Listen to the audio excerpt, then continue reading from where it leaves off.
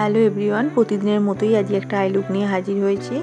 তো চলো শুরু করা যাক। প্রথমেই আমি আই বেস রেডি করে রেখেছিলাম এবং সেটাকে সেট করার জন্য লুজ পাউডার ব্যবহার করেছি এবং ট্রানজিশন এরিয়ায় আমি ডার্ক ব্রাউন কালারটা ব্লেন্ড করে নিচ্ছি এবং লিড এরিয়াটাকে আমি কনসিলার দিয়ে কেটে নিয়েছি।